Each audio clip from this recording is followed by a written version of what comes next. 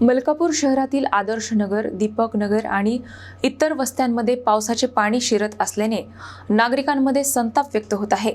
या समस्येविरोधात शिवसेनेच्या कार्यकर्त्यांनी आज बुलढाणा रोडवर रास्ता रोको आंदोलन केले। मलकापूर शहरातील वाकोडी भागातून येणाऱ्या पावसाच्या पाण्यामुळे आदर्श नगर, दीपक नगर आणि इतर नागरी वस्त्यांमध्ये वारंवार पाणी साचत असून नागरिकांचे मोठे नुकसान होत आहे।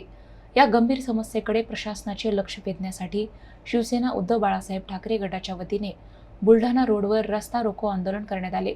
जिल्हा उपाध्यक्ष गजानन ठोसर यांच्या नेतृत्वाखाली झालेल्या या आंदोलनामुळे काही काळ वाहतुकीवर परिणाम झाला। आंदोलनाची माहिती मिळताच पोलीस प्रशासन आणि मंडळ अधिकारी के.पी. राजपूत यांनी घटनास्थळी धाव घेत आंदोलकांशी चर्चा केली। यावेळी प्रशासनाने रास्ता रोको आंदोलन बेकायदेशीर असल्याचे सांगत नागरिकांच्या समस्येवर तोडगा काढण्यासाठी तहसीलदारांच्या दालनात तातडीची बैठक आयोजित करण्यात आल्याची माहिती दिली।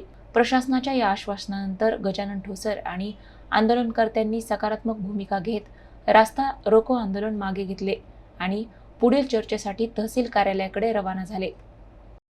आता आगामी पावसाळा असून 8 दिवसा अगोदर आम्ही निवेदन दिलं, मात्र प्रशासनाने याची कुठलीही दखल घेतली नाही। त्यामुळे आज आम्ही बुलढाणा रस्त्यावर रास्ता रोको केलेला आहे।